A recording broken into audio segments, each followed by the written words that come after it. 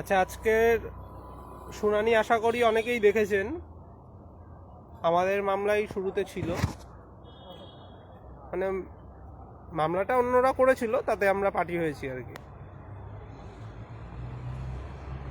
তো আজকের শুনানিতে রায় দেয়নি, আগামী সপ্তাহে রায় আশা করি হয়ে যাবে। 8-9 তারিখের মধ্যে রায় ঘোষণা করবে। আজকে দেখেছেন যে 23-25 ব্যাচের বিভিন্ন গ্রাউন্ডে আলাদা আলাদা মামলা ছিল।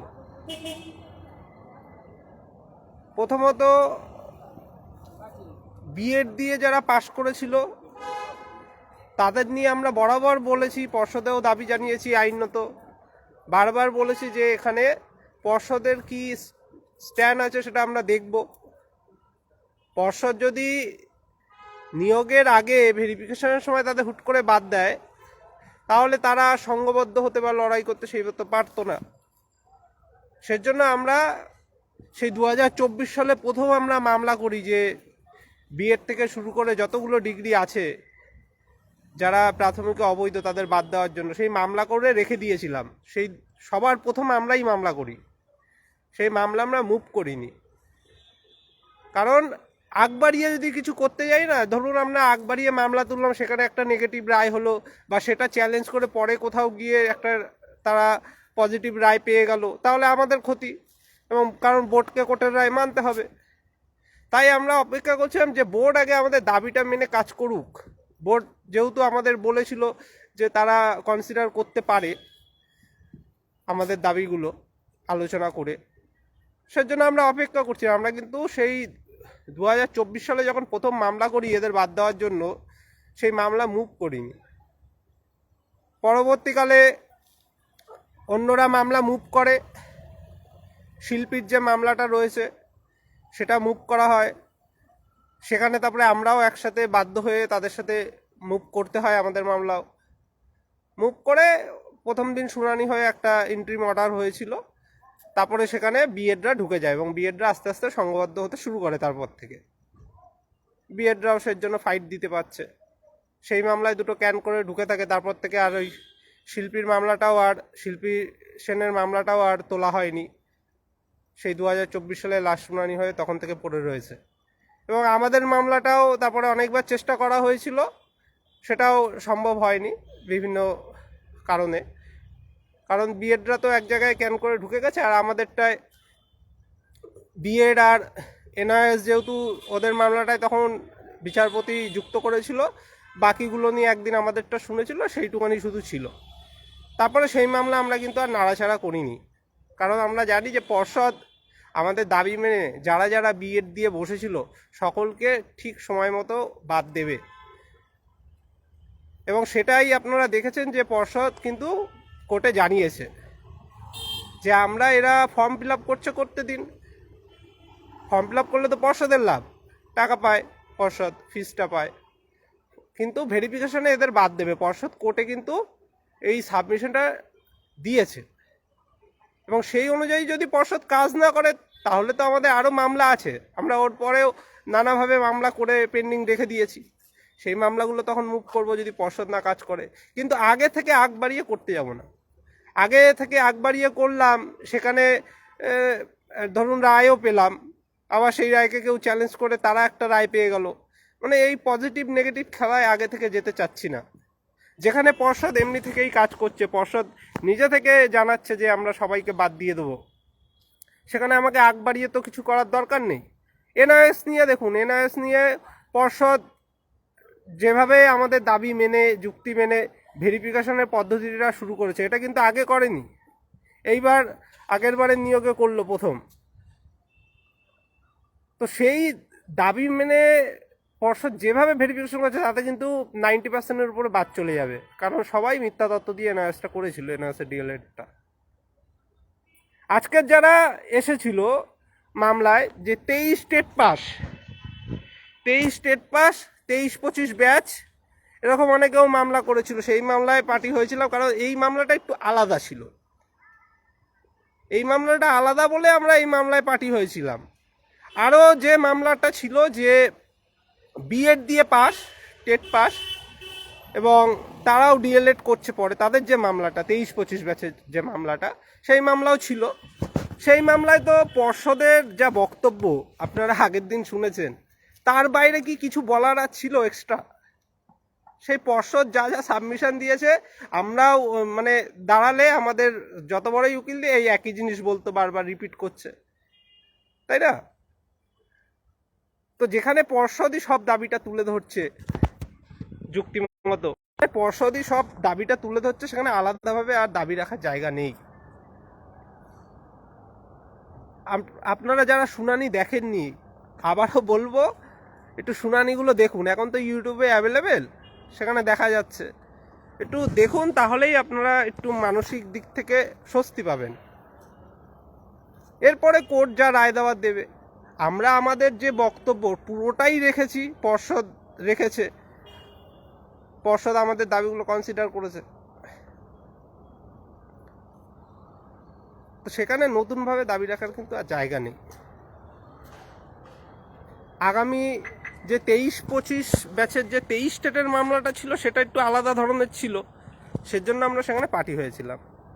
আর এছাড়া 23-25 ব্যাচ ছাড়া ধরুন যাদের আগে ডিএলএড রয়েছে, সেটা 22-24 হোক, 21-23 হোক, বা তারও অনেক আগের ডিএলএড রয়েছে, তাও তারা বিএড দিয়ে বসেছিল 22 স্টেটে, এরকম তো অনেক ক্যান্ডিডেট আছে। তারা কিন্তু কোর্টে এসেছিল 2024 সালে, তারা কিন্তু মামলা করেছিল যে আমরা যেহেতু আগের ট্রেনিং আছে, আমাদের 2টো করে ট্রেনিং আছে, আমাদের কিন্তু কনসিডার করা হোক। তাদের মামলাটা যেহেতু আলাদা, তাদের যে প্রথম লিড করছিল মামলাটা, প্রথম মামলা, বাকি যে পরে মামলাগুলো হয়েছে সেগুলোতে অর্ডার হয়েছে যে প্রথম যে মামলাটা হচ্ছে সেটা আগে ডিসাইড হোক, তারপরে সেই মামলার বিচার করব। তাই প্রথম মামলাটাই আমরা পার্টি হয়ে রয়েছি কিন্তু অনেক আগে থেকে, যেহেতু সেখানে তাদের গ্রাউন্ডটা স্ট্রং, তাদের বলার জায়গা আছে যে আমার 2টো ডিগ্রি ছিল, আমি বিএড যেহেতু অ্যালাউ ছিল তাই বিএডটা দিয়েছিলাম, তাই তারা কনসিডার হলেও হতে পারে কোর্টের দ্বারা, তাই সেখানে আমরা পার্টি হয়েছিলাম। কিন্তু 23-25 ব্যাচ তো কোনোভাবেই কনসিডার হতে পারে না যদি আমাদের যুক্তি মানে কোর্ট মান্যতা দেয়। কারণ 23-25 অনেক পরে ভর্তি হচ্ছে, তারা কোনো মতেই সেই সময় ডিএলএড দিয়ে পাসিং হতেই পারতো না। যদি ডবল ডিগ্রিদের কনসিডার করে সেক্ষেত্রে বিষয়টা আলাদা, যে এদের অনেক আগেই 2টো ট্রেনিং ছিল, এরা একটা বেছে নিয়েছিল। তাই আমরা কিন্তু সেই মামলাতে পার্টি হয়েছিল, সেই মামলা কিন্তু তারা রায় করতে পারেনি এখনো। এগুলো আমরা আগে বলিনি, কারণ এগুলো বলার জায়গা, লড়াইটা সঠিক জায়গায় দিতে হবে, পর্ষদের সঠিক তথ্য দিয়ে দাবি জানাতে হবে। আজকে 23 স্টেটের বিষয়টা দেখেছেন, কি যুক্তি আমরা সাজিয়েছি, কি যুক্তি দিয়েছি। এবার পর্ষদের বক্তব্য বাকি আছে, আমরা দেখি পর্ষদ কি আগামীতে বক্তব্য রাখে। তারা অনেক ডকুমেন্টস নিয়ে এসছে, যে তারা সব ভর্তি হয়ে গেছিলো কলেজে, জমাও দিয়েছে কোর্টে, কোর্ট প্রথমে নিতে চায়নি, তাও জমা দিয়েছে। এরপরে পর্ষদ তাদের বক্তব্য জানাবে, তারা কিভাবে ভর্তি হলো কি হলো না, পর্ষদের নিয়ম মেনে হলো কি হলো না, সেটা দেখে নিয়ে যদি আমরা পজিটিভ এখান থেকে রায় পাই, তাহলে আগামীতে আরও পদক্ষেপ হবে। এদের সার্টিফিকেট তো দেওয়াই যাবে না, এই দাবি তো থাকবেই, যারা অলরেডি পাস করে গেছে ভুল তথ্য দিয়ে। এবং 22 স্টেটে আছে অনেক, 22 স্টেটে অনেক এরকম ভুল তথ্য দিয়ে পাস করে বসে আছে কয়েক হাজার, তাদের কিন্তু বাদ দেওয়ার জন্য আমরা প্রস্তুত আছি। সব পদক্ষেপ করা আছে, সঠিক জায়গায় দাবি জানানো হচ্ছে, তারা কি স্টেপ নেয় সেগুলো দেখে তারপরে আমরা পদক্ষেপ করব। আমরা ওই যে বললাম, আগ বাড়িয়ে কিছু করব না। এনআরএস নিয়ে আজকেরও আমাদের মামলা ছিল, দেখেছেন লিস্টে ছিল, কিন্তু শুনানি হয়নি।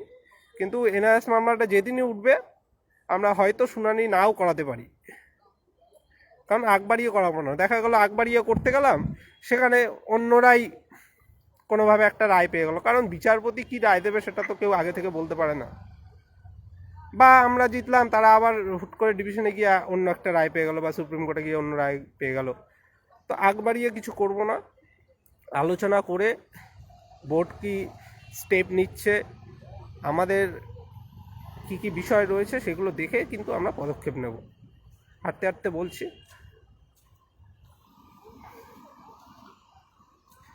তো আপনারা পাশে থাকুন। আর বারবার যেটা বলছি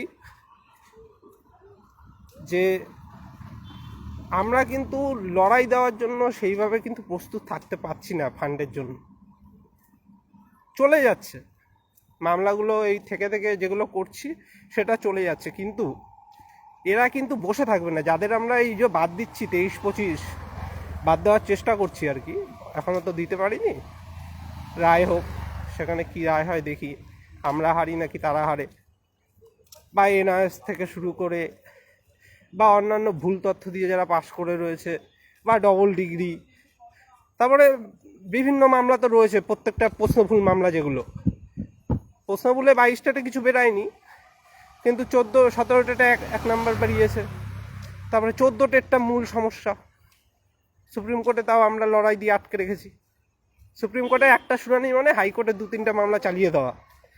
সেখানে দাঁড়িয়ে সুপ্রিম কোর্টে কিন্তু আমরা লক্ষ লক্ষ টাকা খরচ করে প্রত্যেকবার শুনানি করিয়ে কিন্তু মামলাগুলো চালিয়ে যাচ্ছি।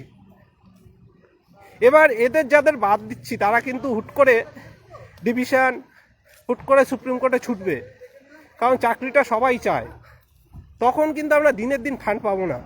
এই যে 1 মাস ধরে মিনিমাম 1 থেকে 2 মাস লাগছে আমাদের 2 থেকে 3 লাখ টাকা উঠতে, মানে সবাই যদি ফান্ড দেয় তবে, মানে সবসময়ই না। তো 2-3 লাখ টাকা কিচ্ছু হয় না, বিশ্বাস করুন। সুপ্রিম কোর্টে যে শুনানিগুলো হয় 3-3.5 লাখ টাকা গড়ে খরচা হয়ে যায়। এর জন্য বলি ফান্ডটা তুলে মজুত করে রাখুন, বাকি বিতর্ক পরে করবেন, আর ঐক্যবদ্ধ থাকুন। অন্যরা বিভিন্ন মামলা করেছে, আমরাও মামলা করছি, আপনারা যেখানে খুশি আপনি তাদের সঙ্গে থাকুন, সেটা কোনো বিষয় নয়, কিন্তু ঐক্যবদ্ধ থাকুন। নিজেদের মধ্যে কাদা ছোড়াছুড়ি, নিজেদের মধ্যে বিতর্ক করার সময় এটা নয়। আমাদের অ্যাডমিনরাও সব কিছু জানে না, বারবার বলছি। অ্যাডমিনদের মধ্যেও মনোমালিন্য হয়, আপনারা দেখেছেন এই রিসেন্ট বিভিন্ন যে বিতর্কগুলো হচ্ছে তাতে। তাই অ্যাডমিনদের মধ্যেও কিন্তু মনোমালিন্য হয়, কিন্তু আমাদের ঐক্যবদ্ধ থাকতে হবে। সেই যা প্রশ্ন, যা বিতর্ক, যা দ্বন্দ্ব, সব করার সময় আছে, আমরা সময়ে সেগুলো করতে পারবো, কিন্তু লড়াইটা কিন্তু আমরা ছেড়ে দিলে অন্য কেউ এসে লড়বে না। এটা একটু ভেবে দেখুন শান্ত মাথা। শেষ থেকে যারা, শুরু থেকে শেষ পর্যন্ত যারা লড়ছে, যারা লড়াই করছে বিভিন্ন আইনি পদে বা রাজপথে, তারা ছেড়ে দিলে অন্য কেউ এগিয়ে এসে জায়গাটা কিন্তু নিচ্ছে না, সে আমাদেরকেই করতে হবে। তাই এখন ঐক্যবদ্ধ থাকুন, বিতর্ক করার যা করার আপনাদের সময় আছে আমরা করব, এই জিনিসটা বুঝতে শিখুন। আর ইন সার্ভিস নিয়েও আমরা পদক্ষেপ করেছি, একবারিয়ে কিছু করব না। ইন সার্ভিস নিয়ে দাবি জানিয়েছি। এবার সমস্যাটা কোথায় দেখুন, আমরা যে দাবিগুলো পর্ষদে আইনমতো জানাই, তো পর্ষদ কিন্তু তাদের সিদ্ধান্ত আমাদেরকে সঠিক, মানে পুরো পরিষ্কারভাবে বলবে না সব সময়। তাদের যে স্টেপ, সেগুলো আমরা কখন বুঝতে পারবো? বিভিন্ন মামলায় তারা কি জানাচ্ছে কোর্টে, যেমন বিএড নিয়ে জানালো, তাদের স্ট্যান্ড পুরো ক্লিয়ার করে দিল। সেরকমভাবে আমাদের সঠিকটা জানতে হবে, কারণ পর্ষদের সিদ্ধান্ত তো আর আমাদের বলবে না, আমরা চাকরি প্রার্থী, আমরা আমাদের মতো দাবি জানাচ্ছি। সেই দাবি যদি যুক্তিসঙ্গত হয়, আইনসঙ্গত হয়, যদি তথ্য দিয়ে আমরা দাবি জানাতে পারি, তবে সেগুলো পর্ষদ আলোচনা করে। ওই কে একটা ভেগ অ্যালিগেশন নিয়ে গিয়ে একটা ডেপুটেশন দিল, কে একটা উল্টোপাল্টা দাবি নিয়ে গিয়ে বলে আসলো, তাতে পর্ষদ কিন্তু কোনো কর্ণপাত করে না। আমরা যখন যাই, বিভিন্ন তথ্য নিয়ে যাই, প্রায় 1-1.5 ঘন্টা আমাদের সাথে কিন্তু আইনি বিষয়ে আলোচনা চলে পর্ষদে, কারণ আমরা সেই জিনিসগুলো নিয়ে যাই। ওই একটা ডেপুটেশন লিখে নিয়ে গেলাম, একটা ভেগ অ্যালিগেশন লিখে নিয়ে গেলাম, কোনো তথ্য নেই, ওগুলোতে পর্ষদ কান দেয় না। তাই বলবো, চিন্তা করবেন না। এই যে ফর্ম ফিল আপ হচ্ছে যে হারে, 50,000 হয়তো হয়েও যাবে। সেখান থেকে দেখুন, এনআরএস যদি আমরা এই প্রায় 9,000-এর কাছাকাছি আটকাতে পারি, ইন সার্ভিস অনেকে করেছে, সেখান থেকে ইন সার্ভিস যদি কয়েক হাজার বাদ দিতে পারি, তারপরে বিএড দিয়ে যারা বসেছিল, ডবল ডিগ্রি, এরকম কয়েক হাজার আছে, তাদের যদি বাদ দিতে পারি। তারপরে বিএড দিয়ে বসেছিল, কিন্তু এই যে 23-25 ব্যাচ, এদের যদি বাদ দিতে পারি, বা 23 স্টেট 23-25 ব্যাচ, এদের যদি বাদ দিতে পারি। 23 স্টেট তো রেজাল্ট বেরিয়ে গেছে, ওদের যদি বাদ দিতে পারি। মিথ্যা তথ্য দিয়ে বসেছিল এরকম কয়েক হাজার আছে, তাদের যদি বাদ দিতে পারি, তাহলে কিন্তু সংখ্যাটা অনেকটা নেমে আসবে। এবং পাশাপাশি আমরা তো কর্মসূচি করব, এখন এই কাজে ব্যস্ত আছি, দেখতেই পাচ্ছেন প্রত্যেক দিন কোর্টে ছুটে আসতে হচ্ছে। সেই সকালবেলায় বেরাচ্ছি 7টার পরপরই, আর আমাকে বাড়ি যেতে কোনোদিনও, যদি আমাকে এই এখন কোর্ট থেকে আসলাম, যদি কোর্টের পর আমাকে আবার সিনিয়র অ্যাডভোকেটের কোনো চেম্বারে যেতে হতো, তাহলে সেদিন আমার 12টা বেজে যায় বাড়ি ঢুকতে, 11টা বেজে যায়, হয়তো গ্যারেজে সাইকেলও পাই না। আজকে তাও বাড়ি ফিরতে পারবো, কিন্তু তাও 10টা বেজে যাবে, 10টা-11টা বেজে যায়। তো এই হচ্ছে পরিস্থিতি। তো রোজই তো কোর্টে আসছি, দেখতে পাচ্ছেন, দরকার থাকছে আসতে হচ্ছে। তাহলে আমরা আন্দোলন যে কর্মসূচিগুলো সেগুলো তো করব বলেছি, এবং সময় মতো। এখন ফাঁকা মাঠে করলে কিচ্ছু হবে না, এখন মিডিয়া ব্যস্ত এসএআর নিয়ে, ঠিক আছে, ইলেকশনের বিভিন্ন কাজগুলো নিয়ে মিডিয়া ব্যস্ত, অন্যান্য ইস্যু নিয়ে। আমাদের দাবিগুলো সঠিক সময়ে ঠিকই তুলে ধরবো। আর এখন তো আন্দোলনের আমরা ডাক দিলে আমাদের উপর এত প্রেশার দিয়েছে যে বাড়িতে পুলিশ পাঠিয়ে দিচ্ছে। তো আমরা কর্মসূচিটা করব যতক্ষণ না আমাদের মেরিট লিস্ট বেরাচ্ছে। শূন্যপদ যখন চাইবে সরকার বৃদ্ধি করতেই পারে, তাহলে শূন্যপদটা যদি একটু বাড়াতে পারি আমরা, কারণ কী হবে তো জানি না, নিয়োগ নোটিফিকেশন আসবে আমরা জানতাম না, কর্মসূচি করেছি, এসে গেছে। কর্মসূচির চেষ্টাটা চালিয়ে যাব, আন্দোলন চালিয়ে যাব। শূন্যপদ বাড়ানোর হলে সরকার বাড়াবে, ঠিক আছে, থেমে থাকলে হবে না, চেষ্টা করে যেতে হবে। তারপরে সরকার কনসিডার করলো কি করলো সেটা দেখতে হবে আমাদের। শূন্যপদটা যদি বাড়ে আর এইভাবে যদি কম্পিটিশন কিছু কমাতে পারি, তাহলে কিন্তু আমরা একটা জায়গায় আসব। তারপরে তো অন্যান্য বিষয় আছেই, কারণ সবাই তো আর চাকরি পায় না, কিছুজন বাদ থেকেই যায়। তো তাদের ছেড়ে দেবো না, তাদেরও সাথে আমরা কিন্তু লড়াইটা করব। আমরাও হয়তো বাদ চলে যেতে পারি অনেকে, তাই না? কে চাকরি পাবে কে পাবে না এটা তো বলা যায় না, কারণ আসল খেলা ওই ইন্টারভিউতেই দেখি হয়ে যায়। যার 20 রয়েছে, যার 18 রয়েছে, সে 10-এ 10 পেয়ে বেরিয়ে যায়, কেউ 2-3 পেয়ে আটকে যায়, এরকম ব্যাপারটা হয়, কিছু করার নেই। তো আমাদেরও হয়তো অনেক অ্যাডমিনরা প্যানেলে হয়তো ঠাঁই পাবে না, এরকমও হতে পারে। কিন্তু কেউ যেই আমরা এই প্যানেল থেকে বেরিয়ে বাদ পড়ে যাই না, কিন্তু এই লড়াইটা কিন্তু থামবে না। বা চাকরি পেয়ে গেল, পরবর্তী ধাপেও অনেক কর্মসূচি হবে, আইনি লড়াই হবে, কম্পিটিশন অনেকভাবে কমিয়ে নতুন সুযোগ তৈরি করার জায়গাও আছে। বিভিন্ন যে রায়গুলো হয়েছে সুপ্রিম কোর্টে সেগুলো অনুযায়ী, সেগুলো দিয়ে পরের পদক্ষেপ। আগে আমাদের এখন মূল লক্ষ্য হচ্ছে শূন্যপদ বৃদ্ধি আর প্রতিযোগিতা কমানো, এটা কিন্তু চালিয়ে যেতে হবে, ঠিক আছে? আপনারা আপনাদের বন্ধু যারা দেখবেন কিছুতে আশেপাশে নেই, এই কর্মসূচি হোক বা আইনি লড়াই হোক, তাদেরকে জানান বিষয়গুলো, সহায়তা করুক। আপনারা যারা 1-2 বার দিয়েছেন তারা সহায়তা করুন। 17টা অল্প কিছুজন ছিল, কয়েক হাজার ছিল, 9-10 হাজার এরকম ছিল। আর যদিও 14 টেট অনেকে ছিল, তারাও কিন্তু প্রায় মাথা পিছু অনেক কয়েক হাজার টাকা করে খরচা করেছে। তারা শুরুতেই 3,500-4,500 টাকা করে দিয়ে এরকম এক জায়গায় ফান্ড করেছিল। আর আমরা তো সেই ক্লাস 5 150-200, তারপরে বিভিন্ন মামলাগুলো 150, 200, 300 এরকমভাবে চলছে। এখন বাধ্য হয়ে ছাড়া হচ্ছে যে 600 থেকে এরকম দেবেন, তাও দেয় না অনেকে।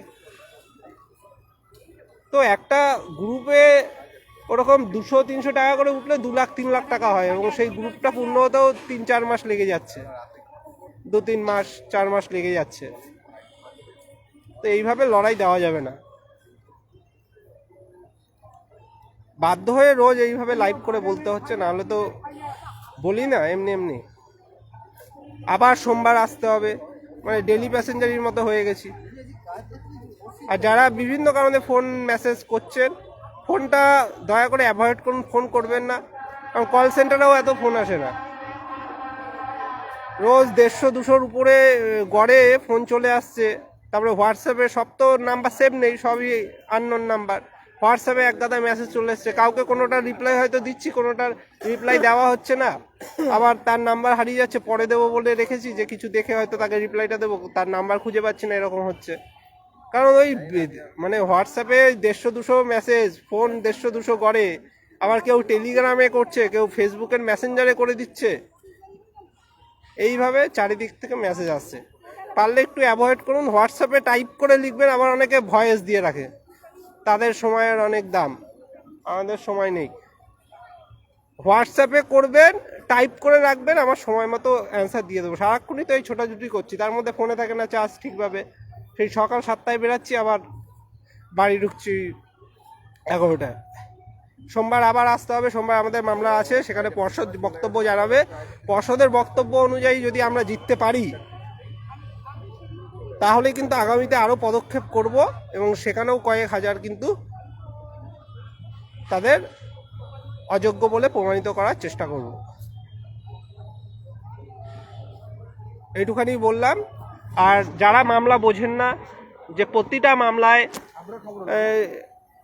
ঢোকার দরকার নেই, একই বিষয়ের মামলা আমরা কেন ঢুকবো? এই আজকের যে মামলাগুলো হচ্ছে, বিএড দিয়ে যারা পাস, তাদের তো আগে মামলা রয়েছে 3-4টে ছিল, একই রকম মামলা। সেখানে পর্ষদ তো বক্তব্য জানিয়ে দিয়েছে অলরেডি যে আমরা এদের কনসিডার করব না, সেগুলো তো আমরা দেখেছি। সেজন্য আমরা আর এত মাথা ঘামাচ্ছি না, কারণ আমাদের যা বক্তব্য পর্ষদেরও সেম বক্তব্য। আপনারা পর্ষদের সিনিয়র আইনজীবীর বক্তব্য যারা যারা শোনেননি, ইউটিউবে গিয়ে শুনে নিন। এর বাইরে কোনো তথ্যই থাকতে পারে না, যে যতই উকিল দিক ওই একই জিনিস বলবে। তো দরকার নেই আমার। এই 2 দিন শুনানি হয়ে গেল, আবার তো দেখলাম কালকেও একটা নতুন ফাইল করেছে, শুনানি হয়নি। আগামীতেও আবার ফাইল করতে থাকবে তারা তাদের মতো করে। প্রত্যেক মামলায় কি আমরা ঢুকবো?